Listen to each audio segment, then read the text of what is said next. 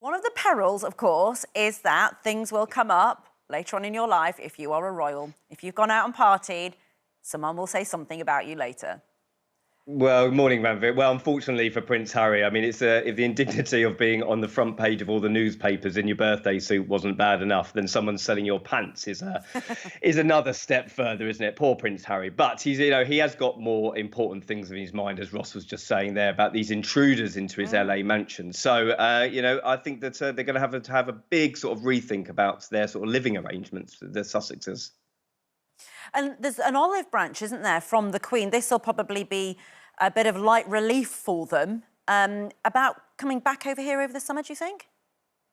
Well, let's wait and see. I mean, listen, we saw a very fleeting glimpse of them over the Platinum Jubilee. Of course, they were over here. There was a big hoo-ha about whether we'd see them sort of in the processions of Trooping the Colour and whatnot. But we only very brief glimpse of them at St Paul's Cathedral for the Friday service. And whether they will come over to Balmoral to see the Queen is another story. We would expect from lots of members of the family to share in that sort of summer holiday vibe with the Queen. And if they are invited, which we understand that they are, I imagine that they'd only go on their own. But watch this space. I'm not too sure at the moment. Well, and also bubbling along, as we've been talking about basically all year, is this memoir, this autobiography that Harry has written, or with the help of somebody he's written it. Do we know when it's going to come out? Because it's been delayed, hasn't it? And now there's suggestion it may come out in the next few months. Well, again, conflicting reports, because the reports in the States were saying that it wasn't on the publisher's future publishing list. It had disappeared. Nobody knew when it was going to be finished. However, new reports overnight suggest that it has indeed been finished, and it's with lawyers. So what will the royal family make of this? I'm sure that most of them will be very, very fearful of what Harry has to say. I understand that he only told the Queen that he was going to do it. He said he's going to be talking about his life within the royal family. Also said he's going to be writing, "Not as a prince I was born, but the man I have become." So we know that there has been very much fractious relationships between him, Meghan and the family of late. So I'm sure there'll be a lot of juicy content to pour over. There really will be, and I wonder whether the lawyers will have a lot of work to do, won't they, to get this book passed as well. I mean, there's so much going on with the royals at the moment, and Diana's brother has spoken out over the weekend, hasn't he, about the Panorama and the BBC and the apology and the compensation, all about that Martin Bashir interview.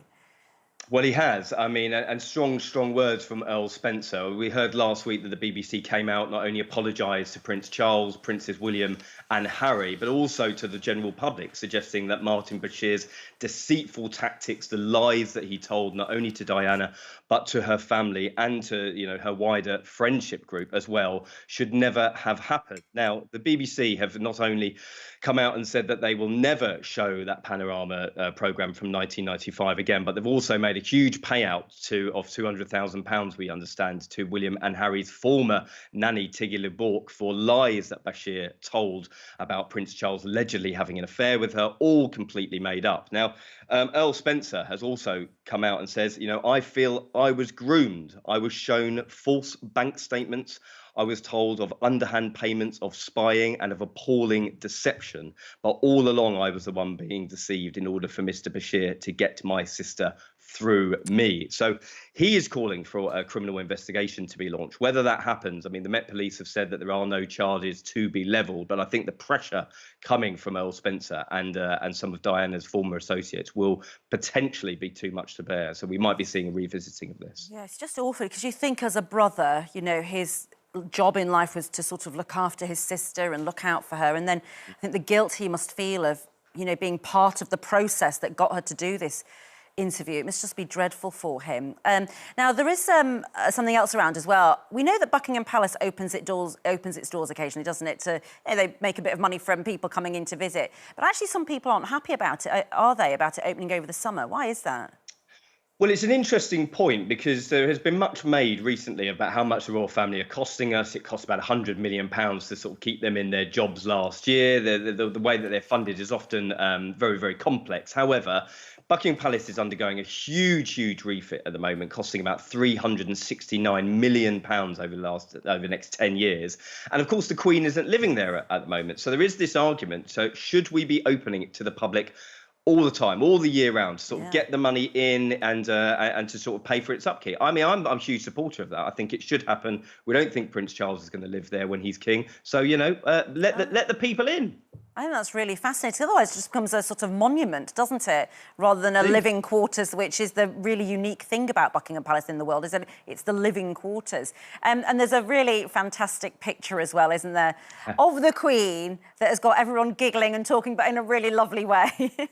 Well, it has. It was for Prince George's 9th birthday just a few days ago. And this picture of him and the Queen standing side by side has gone absolutely viral because the Queen is 5'3". And you look at this picture of her and George side by side, they look the same height. Now, if George is 5'3", we know his dad's very, very tall, his granddad was as well. However, if he was 5'3", he would be a foot taller than the average 9-year-old. So maybe a bit of camera trickery going on, but I don't know. But lovely picture of them too. Do you think they would have stood him on a box, actually, so he could see over the... I mean, would they have done? I guess they might have done. No, I don't think so, because the other children weren't on boxes. So I think maybe he's just a bit tall. Oh, it's very funny. Really, really sweet picture, actually. Russell, always a joy to talk to you. Thank you so much. Don't forget, you can watch full episodes of Lorraine on the ITV Hub and all the best clips, compilations and playlists right here on our channel. Just subscribe now and you'll never miss an upload. Click here to watch another video similar to this one, or click here to head to our channel's homepage to explore all of our exciting videos.